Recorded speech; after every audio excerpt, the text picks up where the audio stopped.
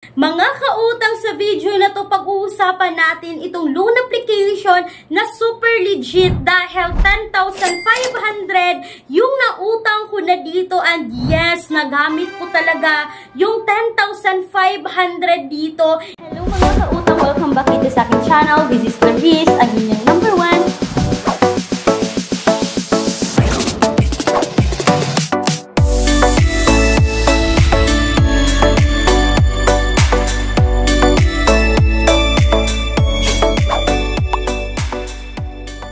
Hindi 7 days, hindi 14 days, dahil 30 days mo siya babayaran, at hindi lang yan, dahil magbibigay sila ng another 14 days no, na billing period mo para masettle mo yung loan nyo. So may time ka pa no, na makapaghanap ng pambayad dito, kasi sa 14 days niyan mga kautang na extension, kailangan hindi ka nalalampas dyan para hindi ka mag-overdue. So ibig sabihin na sa mga 45 days, all in all, yung due mo dito sa loan application na to. But mga kautang, no, mas better na magbayad tayo on time dito. Dahil ang bilis pong lalaki ng credit limit dito, no. Dahil pwede kang makautang or mabigyan talaga ng up to 30,000 sa loan application na to. Sa 10,500 na credit limit ko rito, mga kautang, no, ay babayaran ko lamang siya ng 11,135.42.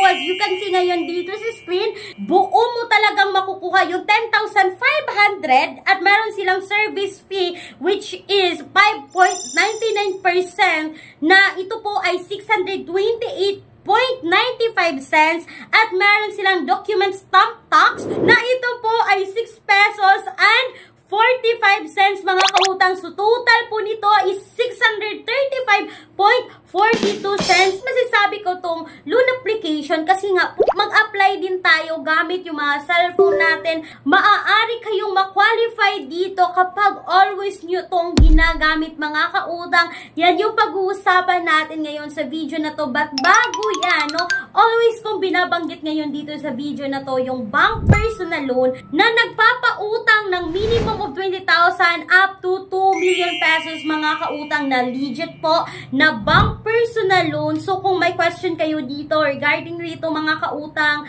meron kayo lahat ng mga requirements na kakailanganin. Yes, dapat kayo ay employed. Kung kayo po ay private teachers sa mga private schools, kung kayo ay doctors and nurses sa mga private hospitals, kayo po ay qualified dito as long as hindi po bababa ng 20,000 yung monthly income ninyo. You can email me right away, clarice@gmail.com, or you can also Viber me mga kautang para sa mas mabilisang transaction, no, pwede nyo rin akong i-Viber na makikita yung Viber numbers sa screen. So eto na, no, excited kong i-share ngayon sa inyo itong si Maya SC Credit. Yes mga kautang, nag-umpisa yung credit limit ko dito kay Maya is 7,000 agad, no.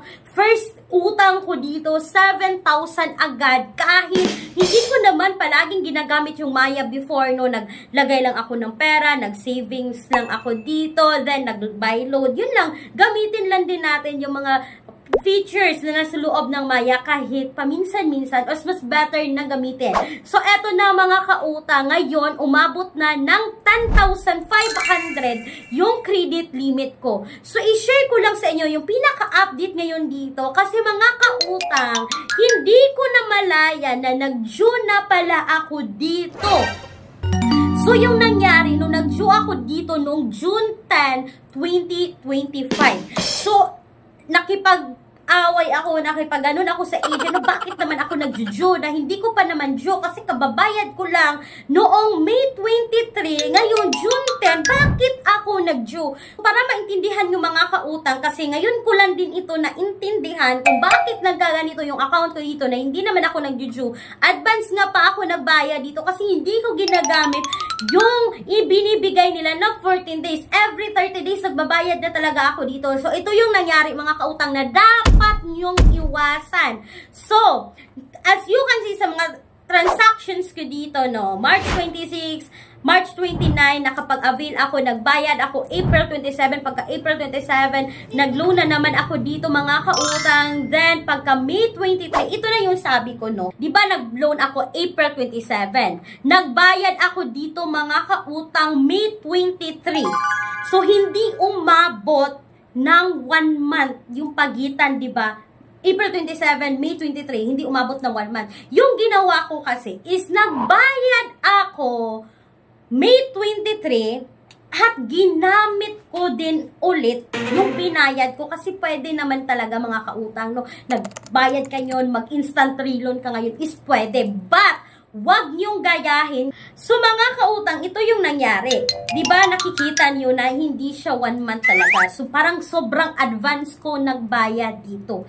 Tiningnan ko yung statement ko dito, yung billing statement ko mga kautang, na yung utang ko noong April 27 hanggang May 26 talaga siya. Then, after May 26, sabi ko nga doon, may 14 days silang ibibigay sa inyo. Yung dapat due ko talaga, no, is June 10, 2025. Yung nangyari, binayaran ko ng May 23. So, mga kautang, dito pala sa Maya, is dapat kung ano yung due mo, kung kailan mo siya dapat bayaran, dun mo siya babayaran. So, kahit nagbayad ako noong May 23, hindi pa rin siya na-covered mga kautang, no? Kasi yung billing statement ko mga kautang is May 26 pa. So, ito yung nangyari mga kautang. Sabi ng kanilang agent is hindi ka dapat nagbayad na hindi mo pa due date or hindi pa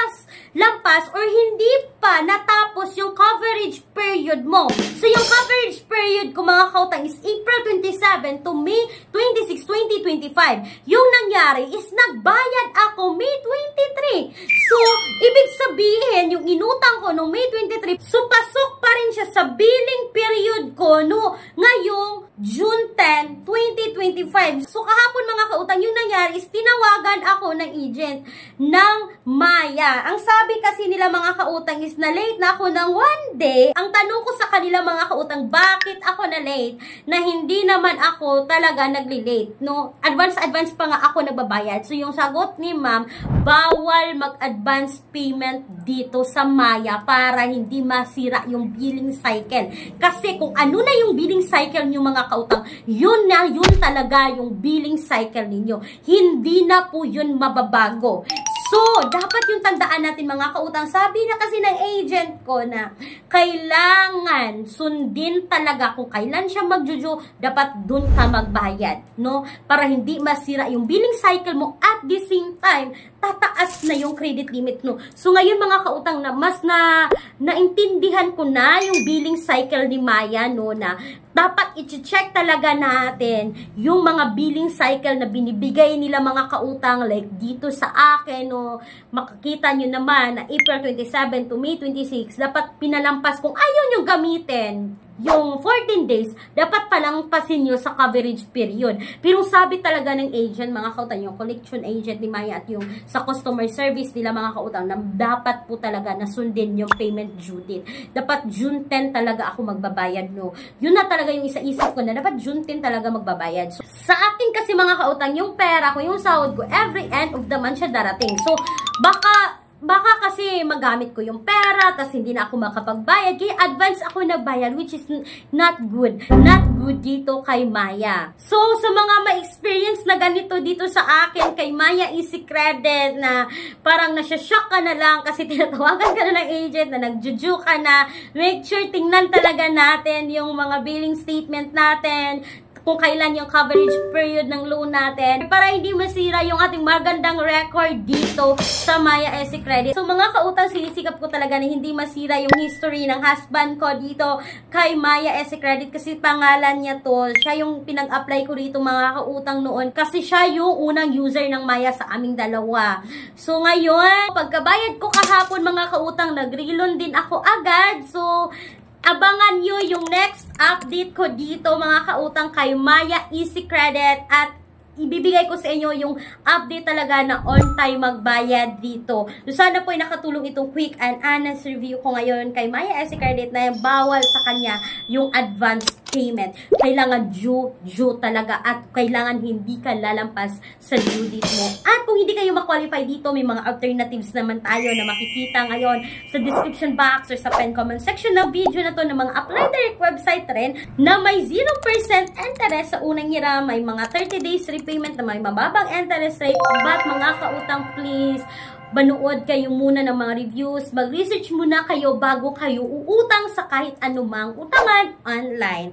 At mga kautang, speaking po, so makikita nyo na 101 ways to make money online na nasa description box or sa pen comment section ng video na to. Magbasa-basa kayo dyan, mag-research kayo mga kautang kasi pwede na kayong kumita gamit yung mga cellphones natin online. So mga kautang, sana po ay nakatulong itong quick and honest review ko about kay Maya Easy Credit. Once again, this is Clarice, ang inyong #1 pala utang. Dahil utang is life. Bye bye bye mga kautang!